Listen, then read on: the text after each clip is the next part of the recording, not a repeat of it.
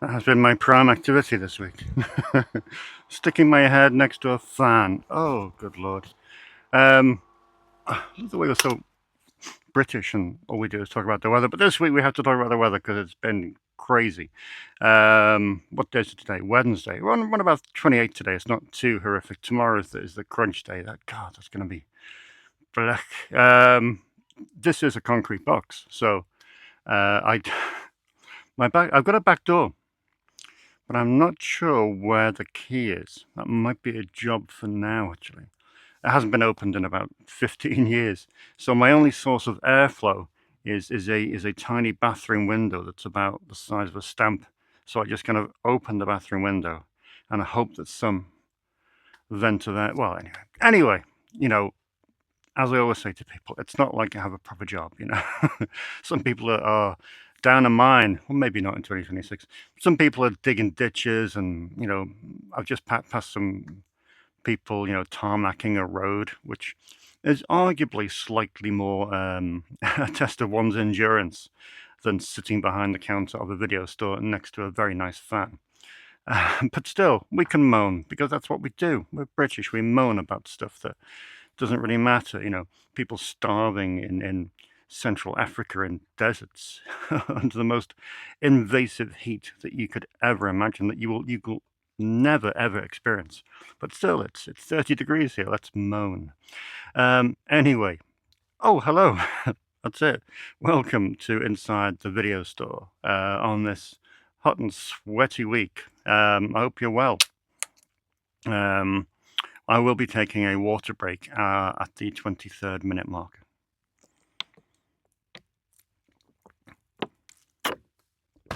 Things are good here. Despite the heat, business has been brisk. Last week was incredible.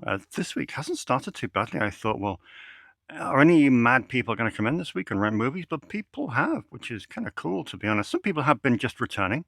Some people are going away, which is great. I hope they have a great time. So there's been a fair bit of incomings. I've got loads of spare boxes for the first time in months. So that's really cool.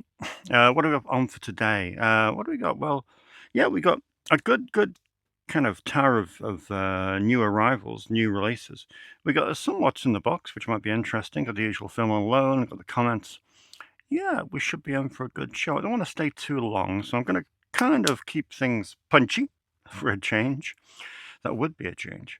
And yeah, we shall try and get this done in a brisk 45 to 50 minutes and watch me fail miserably. Let's catch up first with last week. You may recall that when you left me, I was in the middle of building a quartet of very funky fixtures that extend the mini boutique labels by 2 shelves, or I think bookended. What was it, about 300 extra titles, or something like that. So they've been done and they're in action. Radishes. Let's have a look. Okie dokie. Snap you off again. Getting used to doing this every week. But that is it now. That is it. I'm done for the summer. So there we go. We have, hey, micro boutique labels. Micro boutique labels. Kind of like that. Micro boutique. I had to do a social media post to explain what micro boutique is, but I think people get it. So there we go. That's how it looks. And it kind of looks all right. Kind of flows, to be honest. So top shelf, we have Code Red and Grindhouse. I've kind of shelf down is Culture Shock releasing. I've kind of tried to organize this. So on the top shelf go the labels that perhaps release the fewer titles. Obviously, Code Red aren't releasing any titles because the owner is dead. But sorry, shouldn't laugh. But yeah, these are labels that kind of don't release as much and aren't as prolific and subsequently aren't as popular. We have Blue Underground up top there with Massacre Video with Synapse underneath. We have MVD up top there, who are prolific, but I don't get many of their titles. Next shelf down, we have Distropix, which I'm really pleased to have a really broad Distropix section with loads of their movies on show. And then finally in the fourth box, We have Vestron up top, which I think the Vestron line has pretty much collapsed in the UK now. Next shelf down is Umbrella, who do put out a fair bit of stuff, but I don't get a vast quantity, especially with Indicator doing that exploitation line. So if we take that out, we have the 5 shelves now up for the mini boutiques. There we go. If we pull that back, and you can kind of see what's what. And I'm pretty happy about that, you know. It's so much space, so much space. It means that, you know, my most popular labels, like Saturn's Core, for example, have really spread out. And I've got 4 titles face on with those. You know, that's almost the centerpiece of this section is Saturn's Core, which is awesome. TerraVision, whose new title should be landing any day now, which I might have one on the counter. Ooh. Which is cool. Beginning Skull have 2 facings. Agfa has spread out to 3.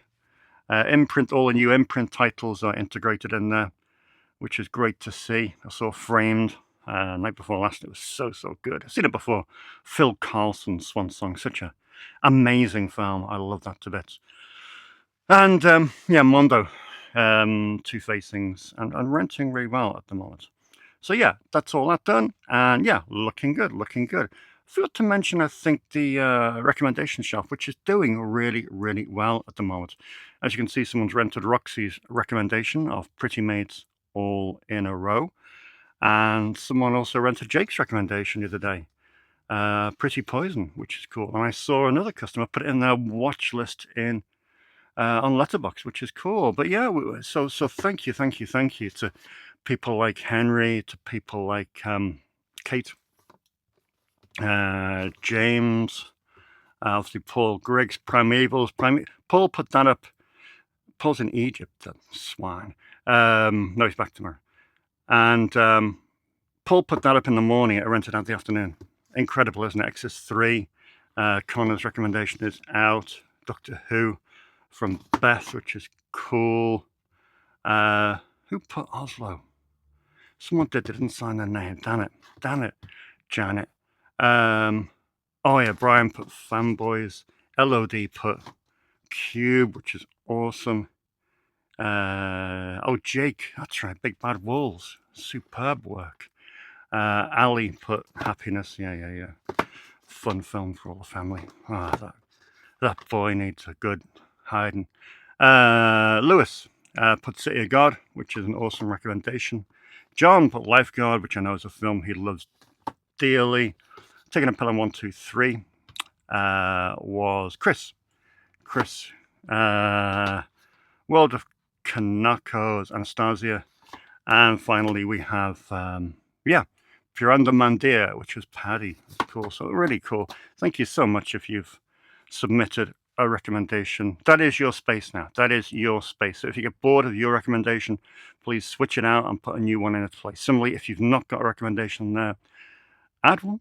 If I've got to drop it down another shelf, if I have to take in another shelf with new releases, I don't care, because I think recommendations are more important than vacuum haul. Let's move on. Okay, let's snap this back in place. And let's look at this week's brand. Oh, God, that was a bit stiff, as the actress said to the bishop. Hey. Yeah, this week's newbies. So what do we got? Well, we're going to do it in reverse order, because I like to be different like that.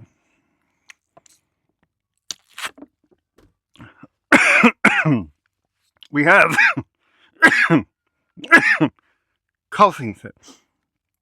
I saw this last night.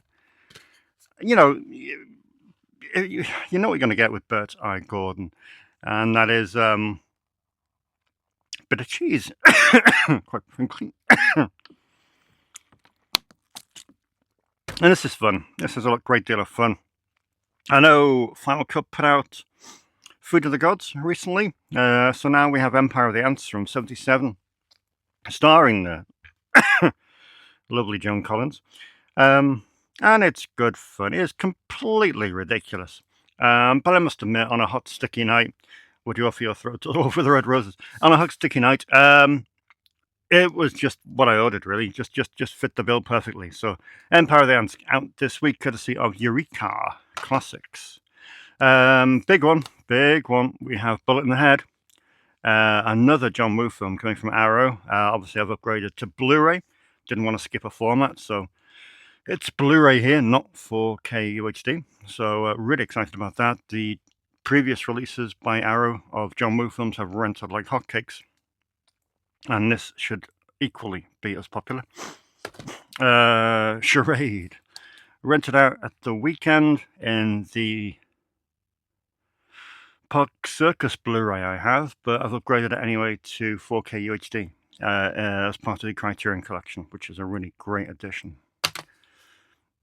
Madhouse is another Eureka release, directed by James Clark, who was an editor on Marathon Man, The Killing Fields, and The Mission. And we have two greats in here. We have Vincent Price and Peter Cushing, as well as Robert Quarry. So that's pretty cool. That is Madhouse. AT spent a fortune on this, trying to get it back into true 3D. It is Jackie Chan in Magnificent Bodyguards.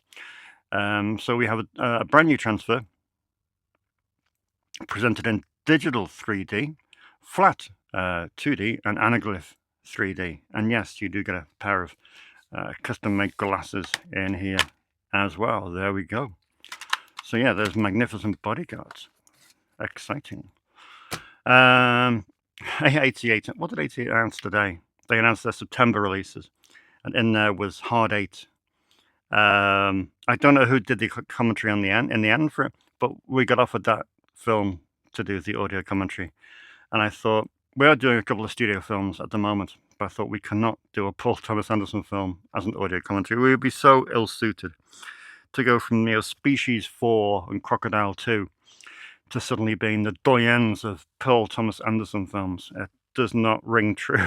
So unfortunately, we had to decline that very, very generous offer from 88 Films. And in its place, we took something typically awful and B-movie. Tomorrow, T-O-O, Morrow, is a Val Guest film. A Val Guest film. Can you believe it? It's an attempt to concoct a Monkees-style pop group for the 70s. Lost in the void for more than 50 years. It's now been fully restored for Earth re-entry. This sounds utterly, utterly bizarre. It is Olivia Newton-John, and I do not know what to make of this. It looks outstanding, to be honest. And I see it's done in conjunction as well with Deaf Crocodile, which is very cool indeed. Quartet this week from Radiance, beginning with Solo, a film by Jean-Pierre Mocky, which is profoundly satirical. This lacerating crime drama from Jean-Pierre Mocky captures the visceral feeling of disillusionment of a post-1968 French society brimming with rage at the sinister ruling classes. Like the sound of that. Down with the ruling class. We have Warm Water Under a Red Bridge. It is a film by Shohei Imamura, his final feature, which reunites the cast and crew of his Palme d'Or winning The Eel for a boldly sensuous and taboo-breaking love story. That is a film by Shohei Imamura from 2001. Warm Water Under a Red Bridge, out this week from Radiance. Third one from Radiance is La Tech Contre la Meuse, a film by Georges Franju. Eureka put this out decades ago. I've got the DVD of it down there, but good to see it getting a well-earned upgrade. It's from 1959. And funny enough, it's actually written by Jean-Pierre Mocky. From a shocking autobiographical novel. It's a poetic and debut feature for Franju, who of course did Eyes Without a Face, that epic French horror film. The final one from Radiance this week is a dual format. It is on 4K UHD and on Blu-ray. It is The Pornographers. It is Shohei Imamura, his landmark satire of post-war affluence, adapted from the internationally renowned novel, and brings to vivid life the seedy side of 1960s Japan. That is The Pornographers from 1966 by Shohei Imamura. On to the contemporary releases, of which there are only two. This one only got a DVD. Only a DVD, no Blu-ray. It is Midwinter Break with Leslie Manville and Kieran Hines. It's based on the acclaimed novel by Bernard McLafferty, directed by Polly Findlay, and a stirring meditation on commitment, faith, and the power of love. It's a glorious thing. Radiance 2 is the week's big film. 2 Blues for that. A lot of people are quite anxious to see this. They saw it at the cinema, or they've heard it's great press for this one. So this sounds like a sequel that is well worth making the effort for. That is Radiance 2. Here I come out this week on physical media at Snips Movies. Right, let's just have a quick sip. Just a sip. And we'll go. Is this terrible? Is this? Oh, I think it might be. Oh, it might not be. Oh, it might be. Oh. Anyway, moving on. Sorry, I've had this Television pre-order for since October, was it? I forget. And it's now June. It's July next week. So it's like, and Severin film sale this weekend. We'll be picking up a few bits from the Severin film sale. We certainly will. So what's been going on this week? Well, as you know, things have reached apocalyptic levels of interest in Snips over the last month, 2 months, 6 months, year, 2 years, 3 years. So now we have a bounty of films to choose from for films on loan. I'm going to start with this because I'm really pleased to see someone renting them. It is Joe Berlinger's film and Bruce Sanofsky, Paradise Lost. Dominic rented the first 2 movies in the trilogy last week and just was completely besotted by them, as you would be. It is an astonishing story. And this is the 3rd chapter that rounds everything off. I know I mentioned this on the show maybe last year, that I was keen to get it, and I forget who it was, but someone said, oh, there's a Region 0. It is Region 0. Someone checked it for me, I'm sure. Someone checked it in their player as to whether Part 3 was Region 3, because it's an American release. And it was. So here it is, and it's rented out, so that's very, very cool indeed. Saturn's Core have been getting a lot of press recently. Of course, they were on the Punk Vacation podcast last week, which was excellent. So it's great to see 16 Tongues going out. Liv rented that. It is, of course, a film by the creator of Shatter Dead, the awesome Scooter McRae. One of the most interesting filmmakers working today. But yeah, great to see that going out. Slightly opposite of 16 Tongues is Gunga Din. Gunga Din rented out with Cary Grant. One film that I rarely see going out the door, but there we go. Pretty cool. Pretty cool. Directed by George Stevens. There's a George Stevens document. Has anyone seen the George Stevens documentary that the Warner Archive have put out? I've got it in my basket. It seems to be very, very good. It's only available on 4K, I think. It might be dual format. But yeah, I think it's George Stevens, A Filmmaker's Journey. It came out recently on Warner Archive. I'm just really intrigued about it, to be honest. I'm not just trying to gauge whether it has legs to be a renter. I think I mentioned this last week. L'Avventura came in, one of the early Criterion Collection releases in the UK, now out on loan to Kieran, who of course asked for it after he saw La Notte and was besotted by it, wanted to investigate further the work of Michelangelo Antonioni. One of my customers yesterday, Helen, has just recently immersed herself in the world of Lena Dunham and binged Girls, binged her biography, and now to cap it all off, she was curious to rent Tiny Furniture, which I'm guessing probably isn't available from many places. Certainly this label that released it in the UK in 2010 are long gone independent. But yeah, one film that doesn't rent out that often, but it is Tiny Furniture, but it is now out on loan. It's alive. It is alive. desperate. I wish someone had released this trilogy on Blu-ray in this country, especially with the amount of interest in Larry Cohen films of late. You know, special effects and Full Moon High, I think, has come out, and one other film. I'm surprised someone hasn't optioned. I suppose they're Warners. I suppose they're Warners, though. Maybe Arrow might with their deal, but yeah, because it's such a great trilogy. Such a great trilogy. Strong Room. I remember Brian Sauer writing to me. I'm sure I might be wrong, but I'm sure there was a film he wanted me to order from eBay, and they wouldn't ship to the US. So I ordered it for Brian. I'm sure it was Strong Room. I'm sure it was Strong Room because he was desperate to watch it, and I think it was just the standard edition Odeon release of the DVD. And lo and behold, now we have this cool, amazing Blu-ray from the BFI. And not only is the Blu-ray from the BFI rented out, but also the DVD has rented out as well. 2 copies of Strong Room out on loan, which is crazy. I know the film has recently gone on to the BFI player, I think.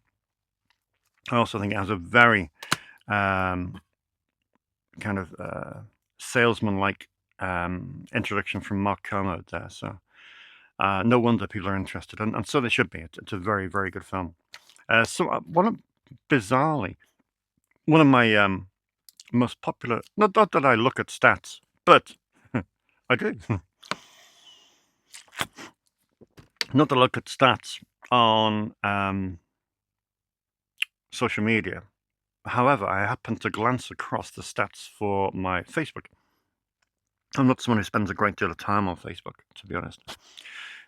But I'd look at the stats for my recent posts. As you know, my rule is that you post every day, once a day. And that should somehow get you into the algorithm, and you should have a fairly good presence online in terms of social media. My most popular post, my most read post over a month was a post about moving the Woody Allen section. Isn't that weird?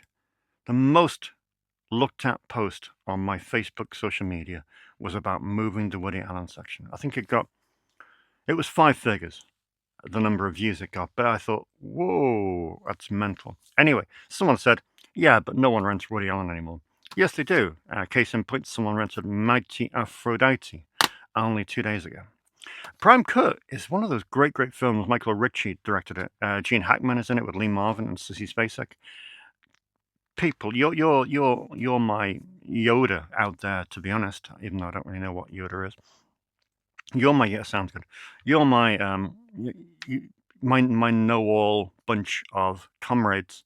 Does this exist in a Blu-ray anywhere? An authentic, not a Spanish Blu-ray.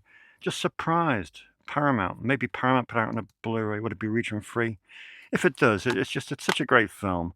It's never had a release over here in the wake of VHS. This is a Dutch import, and it'd just be great to upgrade it. Just would be great. Swedish, actually, I think.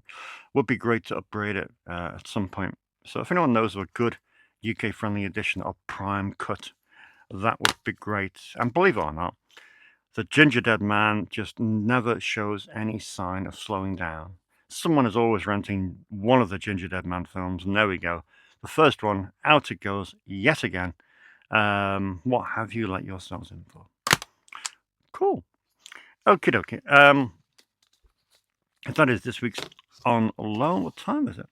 17:08. What's our clock, if you don't mind me checking? 24. Hey, we're doing all right, you know. We're doing all right. We're on schedule. Let's just have a look at these. I managed to get home at a decent time today from my weekly trip up to Manchester.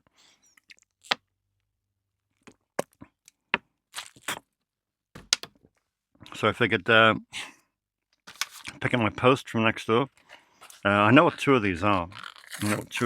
One is an upgrade, and this is it. Certainly one of the most popular films I've had in the Masters of Cinema collection. I think it's now out of print, but I managed to get this for a half-decent price. It is Quiden, just a staggeringly awesome horror movie from Masaki Kobayashi, 1964. Yeah, I think it's one of the most important. Well, I say horror, but you know, it's Yeah, supernatural would be more appropriate, perhaps. Here I am, Chris, out with a penknife again. Close your eyes. So yeah, I don't upgrade a vast amount from Masters of Cinema, but this is an essential upgrade in my estimation. So it's quite a good little Blu-ray as well, with a video essay, and Kim Newman, of course, and it is, of course, the original director's cut. 183 minutes and some nice reverse artwork there. Nice. Those are rentals.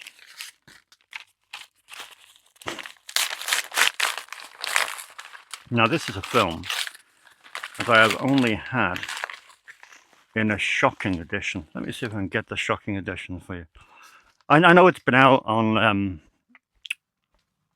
Arrow for quite some time, but I don't know. At the time, I missed it, and yeah, this. Oh no, it's not that one. Oh, bear with. There it is. There's the sucker, and this is a shockingly awful edition. Shockingly awful. You'll know the label if you're a resident of the UK. The film is One-Eyed Jacks, and this is the edition. It's Elstree Hill Entertainment. I don't know if you ever bought an Elstree Hill Entertainment DVD before, but just a badge of poor quality. Just shocking. And I remember one of my customers coming in. Nice guy, really nice guy. One of my older, this is about 20 years ago. One of the older statesmen of Snips who used to come in and tell me stories about watching films in his youth in the 50s and 60s and what films touched him. And he was a big jazz guy, and he always used to lend me jazz LPs to listen to. Really quality guy, and he used to absolutely be besotted with this film. It is One-Eyed Jacks. And finally, I managed to pull my finger out and get this Arrow video edition of it. Marlon Brando, Carl Malden. It's a new 4K restoration in consultation with Martin Scorsese and Steven Spielberg. A brand new audio commentary. Introduction by Martin Scorsese. And Paul Joyce's 1996 documentary on actor Marlon Brando. So yeah, very, very cool indeed. So really pleased to have. That's a really essential upgrade that I'm glad to have got sorted. I think these are rentals. Yes, they are. So that's great. Obviously, some of my customers don't have the time to get back here because I live quite far away. I know Barry returned his films by post yesterday, which was cool. He's about an hour away, and I know this guy it's a little bit of a distance away, but you know, busy lives, you're more than welcome to post them back. So there we go. Othello by what's his name? That guy, that well-known guy, you know, Orson Welles. We have One from the Heart, Francis Ford Coppola, and Nouvelle Vague. Yeah, the first person to rent Nouvelle Vague. Outrageous. How incredible. Cool, that's those in. Now, this is the mystery. Is this a TerraVision set? I'm going to be disappointed if it's not, you see. I think it might be. I do think it might be. Let's open it the right way. Let's open it the right way. Tension.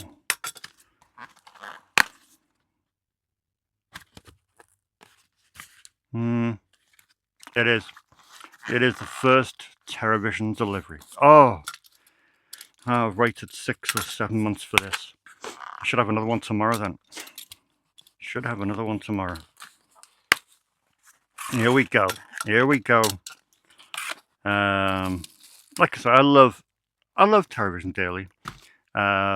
Both the guy that runs it, Ryan Greyface, and also Brad Henderson, who does a lot of the acquisitions and special features. But I think they made a cock-up, and I think they've acknowledged it. which, credit to them. That's a very impressive thing to do, to acknowledge your mistakes.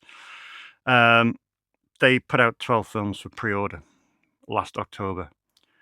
In the wake of that, they've had wholesaler problems, supplier problems, manufacturer problems, all kinds of problems. And so everyone who ordered a variety of different films has inevitably been left rather frustrated.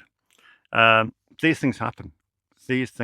But I think pre-ordering, or putting that quantity of pre-orders up at one time was a mistake. But they've learned for it. And I do think, while pre-orders are a good thing, I do think it can lead to many, many issues.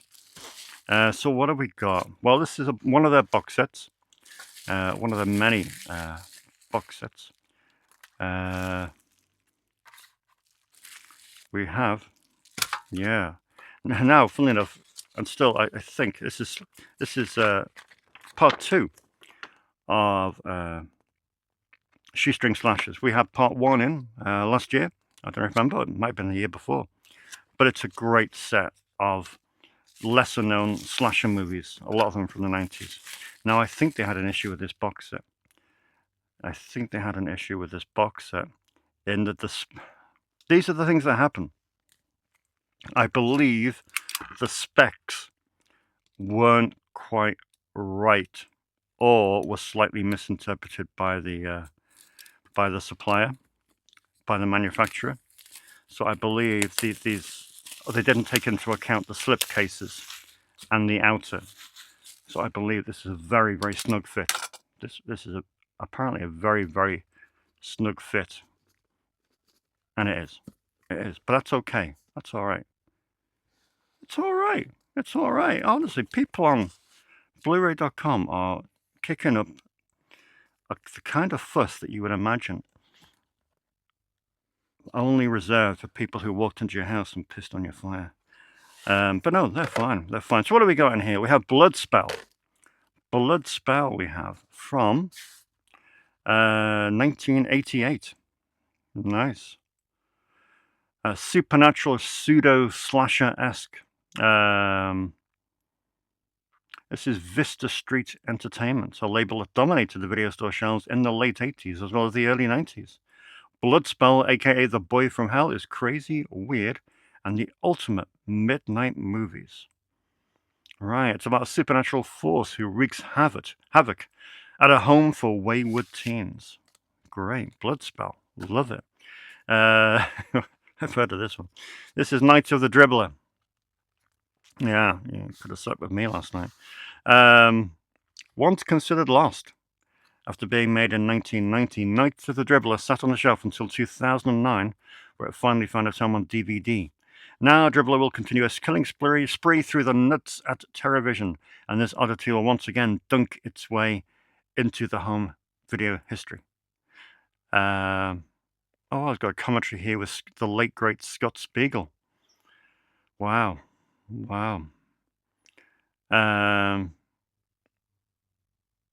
So it's about a killer stalking a basketball team, wearing a basketball on their head as a mask. Okay. Yeah, that could work. And finally, we have Blood Symbol. Not Blood Simple, that's Coen Brothers. Blood Symbol, which I've actually written about for the Schlock Pit. It's an early film from Maurice Devereaux. Decent little movie.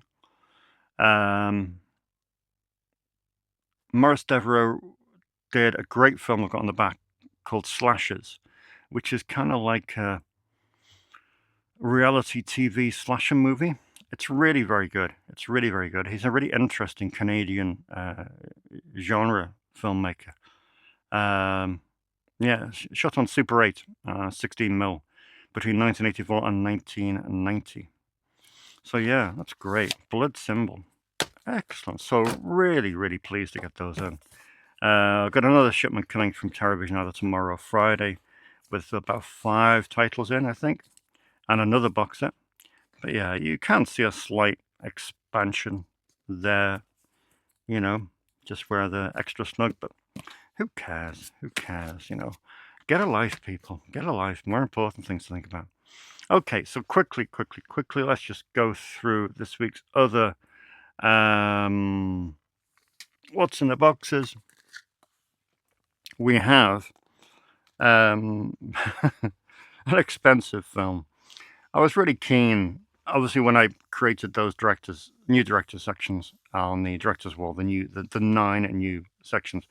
There were a few holes to fill in terms of what filmmakers had made, but maybe not come out over here. One of which, for John Frankenheimer, well, two of which. John Frankenheimer has probably been the most troublesome filmmaker to complete, because a couple of his films are Warner Archive only.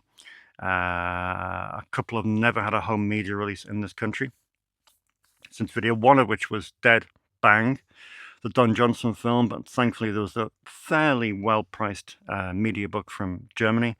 Another one is The Challenge. It's Scott Glenn, Toshiro Mifune. 1982 it comes from, but this cost a fortune. But I had an inkling that it was on the cusp of being removed from circulation, so I thought, well, if this goes, it's gone. So I thought, well, we'll take a chance. And here it is. John Frankenheimer's film, co-written by John Sayles, no less. The Challenge. So that will be winding its way into the John Frankenheimer section tomorrow, which is cool. Now, as you may well know, we have moved the sci-fi section down into a more browsable place. I love it. The attention it's getting is fantastic. So I thought, well, there's a lot of space here. There's a lot of space in this section. So let's be sensible. I've got stuff in the back there that's not out on the shop floor because it's classed as TV. And it is TV. But I thought, well, let's get them out there and maybe it might rent out. Because the sci-fi crowd are a very discerning crowd. So I'm going to put out there the Twilight Zone series 1, 2, 3, 4, and 5 on Blu-ray. These are epic Blu-rays. Epic Blu-rays. Released in this country by, I don't know. Oh, Fremantle Media.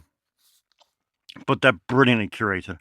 There's 20 audio commentaries on 1, 19, 25 audio commentaries on season 2. Every episode looks absolutely staggering. There's rare stuff on there. There's radio dramas. I mean, we're talking over 100 radio dramas over the whole series. Vintage interviews, conversations with Rod Serling. There are tons of special features. So I thought, yeah, let's stop kind of leaving those in the back. Let's get those in the sci-fi section.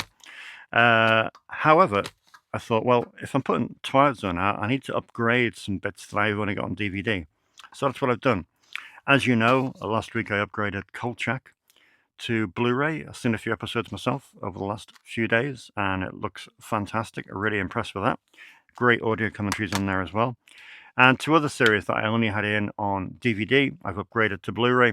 That is Rod Serling's Night Gallery, which is brilliant. Only lasted 3 seasons, but of course it's got the epic episode by Steven Spielberg in this, as well as people like John Badham. So yeah, really, really cool.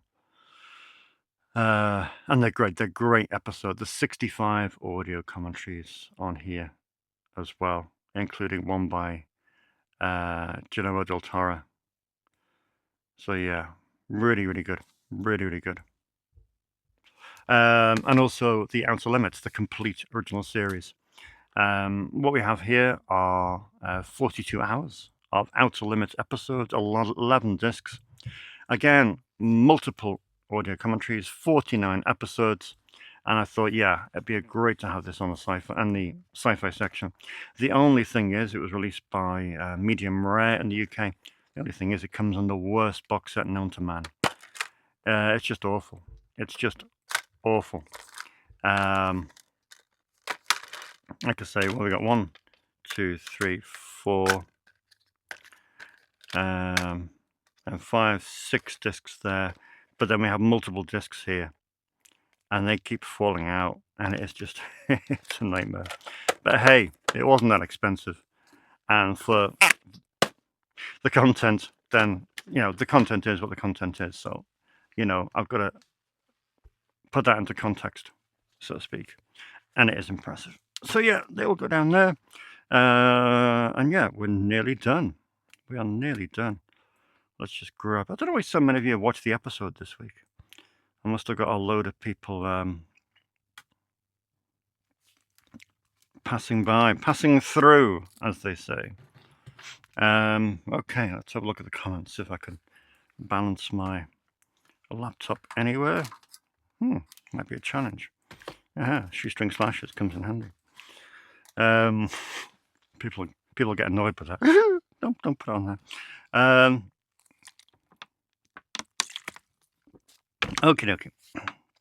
Who have we got commenting this week? I've done everything, haven't I? It seems to have gone too smoothly. Oh, Bully came in as well. Larry Clark's film. Obviously, Larry Clark's section in the indie section. Bully, one of his best films, alongside Kids and Ken Park. Really keen to upgrade that. So yeah, there we go. Larry Clark's Bully on Blu-ray. Comments. What do we got? I wish I had a video library like yours close by. It would mean I could free up a ton of space at home. Okay. Fantastic shop. Keep up the good work. That's Muckman Movies. Thank you, sir. Very kind of you to comment. John says, I need to watch 48 Hours now. Okay. I'll see you later. The film is awesome. Another 48 Hours is okay. But the first is a classic and a masterpiece of cinema. Yeah, I'll get around to it, John. It's in on 4K now in the Walter Hill section.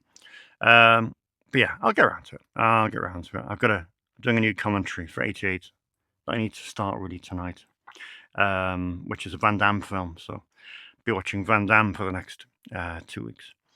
Paul, yes, thank you, Paul. Watching you by the pool in Egypt. Thinking of you. All the talk of locally made films makes me think that a Made in Liverpool section would be pretty cool, although I'm sure it'd be a struggle about where to put it. Yeah, Made in Liverpool section would be great, to be honest.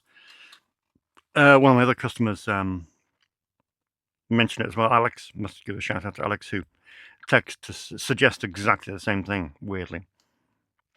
And yeah, a local filmmaker section would be good, but give it time. I'll mull that over. Curry said, soon you will need space for a toy robot video section. Yeah, it's a new label from Arrow, isn't it? That's starting to release films in September. We'll see. At the moment, the mix of films is rather diverse, so they may be better being put in their separate sections rather than combined. We'll see. We'll see how that one goes. I hate the name for that label. I think it's ridiculous. Stephen said, I think you might have spelled Richard Linklater wrong on the director section. Stephen, as I said to Stephen, that label has been on the Richard Linklater section for 15 years. It is Richard Linklater. There is no second L. It is spelled incorrectly, as you are right. But yeah, in 15 years, no one has mentioned that Richard Linklater has been spelled incorrectly. Thankfully, I've now corrected that, and Richard Linklater has now got his L back, so that's pretty cool. That's the second spelling mistake at Snips in 50 years. The first one was when we used to sell ladies' clothing. And in 1989, we had a member of staff who wrote a big billboard on the window advertising a sale that we were having on T-shirts. Unfortunately, she missed the R out of T-shirts. Think about it. Phil, Dave, here's a nerdy question for you. What font are you using on the director labels? See, that's the questions I love. Those questions I love. It is, though, copperplate, gothic, bold. Grateful Black says, guest director suggestion, Andrei Iskanov. Yeah, not a filmmaker, unfortunately, who's very well released in this country. But hey, want to pencil down for maybe something in the future. Jay Ditchy says, I would love to see some spin off episodes when you just talk about one director you like, from the mainstream to the unique and everything in between. That's very kind of you, Jay Ditchy, that you would like to see that. But I promise you it would be horrifically awful. Imagine me taking you through every line by line, box by box of every single David Dakota film. That would probably be the worst thing you could ever imagine. So Three Wicked Witches, directed by David Dakota. This has the... No. Couldn't do it. Couldn't do it to you. Couldn't do it to you. That would be the death now. But thank you for the suggestion anyway. Roxy says, on the subject of Scorsese, it's cool that Alice Doesn't Live Here is getting a Criterion release. Yes. I hope they also do a UK release of Todd Haynes' Safe. That would be very cool, Roxy. I do like the idea of that. Let's cross our fingers. James says that The Color of Money is his favourite Scorsese film. Run by upgraded about 4 or 5 Scorsese films to Blu-ray last week. Color of Money is James's pick. Grand Prix, he says, is a film I've been wanting to watch. I'm so pleased you have it on Blu-ray. Yeah, so am I. Henry rented it last week, so I know he was very keen to watch it. Roy says, I've just stumbled across your channel. Absolutely fantastic. I love your passion for films. Grand Prix I have on HMV Premium. It's great that the hard-to-get titles are getting re-released for a tenner each. Yeah, that's really cool, to be honest. And welcome to the channel, Roy. It's good to have you here. Horror Hands says, streaming can never replicate the tactile feeling of searching through a video store. It is great, It is great. I love it when people come in and they don't have anything in mind and they just browse. I love when people browse for ages. I can have people browsing for... I think the longest browsers are around about 2 hours. I think I have a group of customers, a small group of customers that browse for 2 hours at a time. And I think that's great. I really do think that's great. Because one, it shows you the depth of the store and what is available here, and that people can literally mooch around for that kind of time. And it's great to see what they pick. It's great to see the decision-making process. I'll look up and I'll see them. Maybe they have, I don't know, maybe they've got Demon Lover. They'll have this in their hand by Olivier Assayas. They'll have that in their hand. And then I'll look up, 20 minutes later, and they'll have, Slave Girls from Beyond Infinity in their hand, because it's like, oh, no, it's going to switch. So it's great. It's great to see people's decision-making process. John again says, having a spotlight for guest directors is a great idea. Thank you, John. I'd like to put forward Takeshi Kitano. Takeshi is a great director, and I think he'd be perfect fit. Now, Beat Takeshi is a very, very cool idea, John. Unfortunately, he has a section. Just here. With all like violent cop and boiling point and all that kind of thing. So yeah, so while it is a great idea, that section is principally just for people who aren't represented at Snips through their own sections. So yeah, Takeshi Kitano had a section there for about a decade or so. So yeah, I think I'm just going to keep that section for people who don't have their works collected. So it's just to collect the works of a filmmaker who isn't represented at Snips at all collectively. Griffith Black, French Connection 2, great unknown film. Gene Hackman as a smackhead is brilliant acting. Cool. Well, good to have that on Blu-ray. Excellent. Well, thank you, as always, for your comments. Always good. Good to hear from you. Let's put this away before it falls off and before I burn a hole in my Slasher Classics. Slasher shoestring slasher boxer. But yeah, that is it for this week. Hopefully next week I will see you in the middle of a rainstorm and going home to my radishes, and we will be happy together. Yeah, so thank you for watching. Keep these suggestions coming, keep the comments coming, keep watching, because it's great And yeah, I'm off home to get some air, because it's weird when you have the shutters down here and you have the doors closed and you have no fan on. It does heat up quite rapidly. So before I develop into a puddle on the floor, I will see you in 7 days' time.